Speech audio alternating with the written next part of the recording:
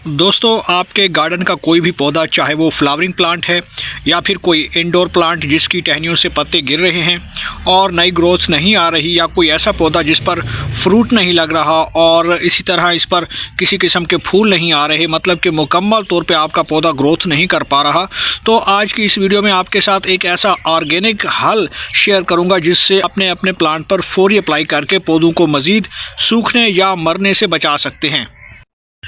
अगर आपके पौधे की शाखें सूख रही हैं और उससे पत्ते गिर रहे हैं तो इससे आपका पौधा आहिस्ता आहिस्ता मुकम्मल तौर पे ख़राब हो जाएगा और पौधा मर जाएगा।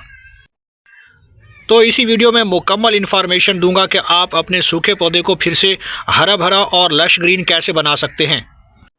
इस चीज़ के इस्तेमाल करने से आपका सूखा प्लांट बिल्कुल ठीक हो सकता है। इसके लिए इस वीडियो को लास्ट तक देखें। इसी वीडियो में फ्री ऑर्गेनिक तरीका शेयर कर रहा हूं जो आपके पौधों को ड्राई होने से बचा सकता है। तो चलिए दोस्तों, वीडियो को शुरू करते हैं। और अगर आप हमारे चैनल पर नए हैं और आपने अभी तक चैनल को सब्सक्राइब नहीं किया तो जल्दी से भाई के चैनल को सब्सक्राइब कर लें और साथ में बेल आइकन के बटन को भी प्रेस कर दें ताकि गार्डनिंग से जुड़ी जो भी वीडियो अपलोड हो तो उसका नोटिफिकेशन आप तक पहुँच सके। तो चलिए दोस्तों, वीडियो को शुरू करते हैं। तो दोस्तों, अगर आपका पौधा दिखने में हेल्दी लग रहा है, मतलब कि इसके तमाम पत्ते ऊपर से ठीक होते हैं, मगर जैसे जैसे वो थोड़े पुराने होते हैं तो खुश्क होकर गिरना शुरू कर देते हैं, और जैसे ये पत्ते खुश्क होकर गिरना शुरू कर देते हैं या पीले पड़ जाते हैं तो बाकी पौधा सही तरीके से बड़ा नहीं हो पाता और पौधे की ग्रोथ रुक जाती है और पौधे की तमाम टहनियाँ खाली होना शुरू हो जाती हैं। तो ये इस बात का इंडिकेटर है कि जो प्लांट की सॉइल है उसके अंदर कोई ना कोई प्रॉब्लम आ गया है। यानी आप ये कह सकते हैं कि पौधे की जो मिट्टी है वो इस वक्त अनहेल्दी हो चुकी है। आपके प्लांट की मिट्टी में बुरी तरह फंगस लग चुका है, और दूसरी बड़ी वजह यह भी हो सकती है कि मिट्टी के अंदर कहीं ना कहीं कोई दीमक आ चुकी है। जब आपके प्लांट पर अचानक ग्रोथ रुक जाती है तो समझ जाएं कि फंगस या फिर दीमक का हमला हो चुका है, क्योंकि दीमक अगर मिट्टी में होगा तो पौधे की जड़ें बुरी तरह ख़राब हो जाती हैं, और अगर दूसरी सूरत में मिट्टी के अंदर फंगस आ गया है तो फिर भी पौधे की जड़ें गलना शुरू कर देती हैं, जिससे क्या होता है कि पौधे की जो नशोनुमा होती है, जो डेवलपमेंट होती है वो रुक जाती है, क्योंकि पौधे की जड़ें प्रॉपर न्यूट्रिएंट्स को इनटेक नहीं कर पा रही होती। तो इसके लिए आपने करना यह है कि आपके पौधे की जो मिट्टी है गमले के अंदर है, चाहे वो ग्रो बैग में लगी हुई है, सबसे पहले आपने इसको ऊपर से गोडी कर लेनी है।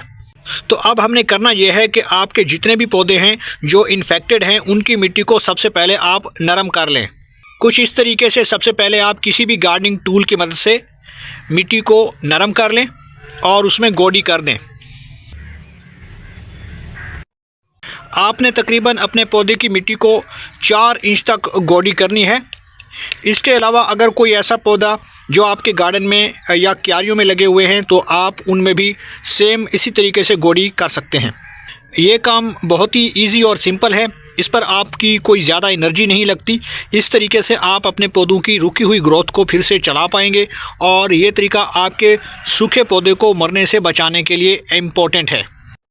पौधों की हार्ड और सख्त किस्म की मिट्टी में जड़ें कभी भी ग्रो नहीं करती और वो धीरे धीरे गल सड़कर पूरे पौधे को सुखा देती हैं। तो गोडी मैंने अच्छे से कर ली है, और गोडी तमाम पौधों में हर 15 दिन के बाद ज़रूर कर लेनी चाहिए। इससे आपको इस बात का अंदाज़ा हो जाता है कि पौधा सही डायरेक्शन में जा रहा है या फिर मिट्टी में कोई ख़राबी या बीमारी आ चुकी है, यानी उसमें कहीं कोई कीड़े आ गए हैं या फिर फंगस का अटैक हो गया है, तो वो इस अमल से आपको मालूम हो सकेगा। और जब आपको कोई कमज़ोरी या बीमारी मिट्टी में नज़र आ जाए तो आप इसका आसानी से हल निकाल सकते हैं। तो यहाँ मैंने इस पौधे की मिट्टी में गोडी कर ली है। अब दोस्तों, आपने करना यह है कि इसमें गोडी करने के बाद इसमें जो मौजूद मिट्टी है उसको तकरीबन आपने 4 इंच तक इस गमले से निकाल देनी है, और इसी तरीके से आपका जो पौधा क्यारी में लगा हुआ है तो उसे भी इसी तरीके से एहतियात के साथ मिट्टी को आपने हटा देना है। तो मैं इसकी साइडों से मिट्टी को निकाल दूंगा। कुछ इस तरीके से आपने इन्हें निकाल देना है। गोडी करने के बाद गमले या ग्रो बैग की मिट्टी को इस तरीके से हटा देना, इसमें कोई मुश्किल काम नहीं है। आप इस अमल को किसी भी वक्त और किसी भी मौसम में कर सकते हैं, चाहे वो विंटर सीज़न हो या फिर समर सीज़न, किसी भी मौसम में ये काम हो सकता है। दोस्तों, आपने स्टेम के पास में ही जो आसपास की मिट्टी है तकरीबन 4 इंच की गहराई में गोडी करने के बाद इसे यहाँ से हटा लेना है। तो दोस्तों यहाँ पे मैंने मिट्टी को स्टेम के आसपास से हटा लिया है और पौधे के रूट बॉल के इर्द गिर्द से 4 इंच तक मिट्टी को मैंने निकाल दिया है। अब आपने करना यह है दोस्तों कि आप अपने किचन से इस चीज़ को इस्तेमाल करेंगे। तो ये है हल्दी पाउडर। ये हल्दी पाउडर तकरीबन हर घर में मौजूद होता है। तो दोस्तों आपने आधी चम्मच या इससे थोड़ा कम ये हल्दी पाउडर कुछ इस तरीके से आपने स्प्रिंकल कर देना है पौधे के पास में ही। इस तरीके से आप इसको छिड़क सकते हैं या किसी चम्मच की मदद से भी आप इसका छिड़काव कर सकते हैं। बिल्कुल पास में ही जहाँ पे रूट बॉल है उसके पास में ही आपने छिड़कना है, ज़्यादा दूरी पे नहीं छिड़कना। तो दोस्तों यहाँ पे मैंने हल्दी पाउडर को अपने पौधे की मिट्टी में अप्लाई कर लिया है। इस हल्दी पाउडर को हम क्यों अपने पौधे की मिट्टी में यूज़ कर रहे हैं? तो दोस्तों इसका काम यह है कि अगर हमारे प्लांट की सॉइल में नीचे तक अगर कहीं पे कोई फंगस मौजूद है तो ये हल्दी पाउडर फंगस की ग्रोथ को रोक लेता है और जड़ों को फंगस फ्री बना देता है। क्योंकि हल्दी पाउडर के अंदर ऐसे काफ़ी सारे अज्जा मौजूद हैं जो एंटी फंगल प्रॉपर्टी रखते हैं। अगर जड़ें फंगस से ख़राब हो गई हैं तो ये हल्दी पाउडर फौरी पानी के साथ हल होकर जड़ों तक पहुंचेगी और ख़राब जड़ों को फिर से हील करके रिपेयर करेगी और जड़ों से फंगस मुकम्मल तौर पे ख़त्म हो जाएगा। तो दोस्तों यहाँ पे मैंने पहला काम कर लिया है। अब हम दूसरे तरीके की तरफ जाते हैं। हमने एक और दूसरी चीज़ जो फुली ऑर्गेनिक है उसे भी अपने गमले की मिट्टी में अप्लाई करना है। तो दूसरी चीज़ मैं ऐड करने वाला हूँ वो भी आपके किचन में ही मौजूद है। तो दूसरी चीज़ ये है, ये क्या है? तो ये है दारचीनी पाउडर। इस दारचीनी पाउडर को आपने तकरीबन अपने मिसालों में या स्पाइसेस में इस्तेमाल करते रहते हैं। ये भी आपको अपने किचन से ही आसानी से मिल जाएगा। तो दोस्तों ये दारचीनी की स्टिक है और इसी से हमने दारचीनी का जो पाउडर है वो बनाया है। तो इसी को आपने अच्छे से पीस लेना है या कूट लेना है और ग्राइंड करके इसका जो पाउडर है वो आपने बना लेना है। आप इस स्टिक को पीस कर ही इसका पाउडर बनाकर ही इस्तेमाल कर लें तो ज़्यादा बेहतर है। तो आप देख सकते हैं कि इस चम्मच में मौजूद ये दारचीनी पाउडर सिर्फ 2 से 3 चुटकी है। तो इस दारचीनी के पाउडर में एंटी फंगल प्रॉपर्टी होने के साथ एक बेहतरीन इंसेक्ट रिपेलेंट भी है। ये हमारे पौधे की कमज़ोर जड़ों को हेल्दी और मजबूत करेगी और जड़ों को मिट्टी के अंदर फैलने में भी मदद करती है।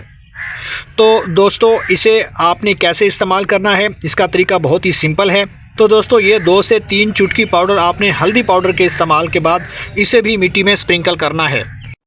तो आपने कुछ इस तरीके से इसे स्प्रिंकल कर देना है।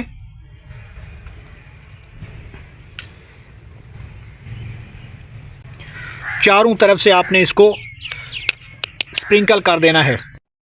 तो मैंने हल्दी पाउडर को छिड़कने के बाद इसके ऊपर दारचीनी के पाउडर को भी स्प्रिंकल कर दिया है।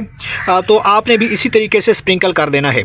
तो दोस्तों ये दोनों चीज़ें फुली ऑर्गेनिक हैं और फ्री होम मेड हैं, जिनको आप भी बड़ी आसानी से इस्तेमाल करके अपने पौधों को ड्राई होने से बचा सकते हैं और पौधे की ग्रोथ को बढ़ा सकते हैं।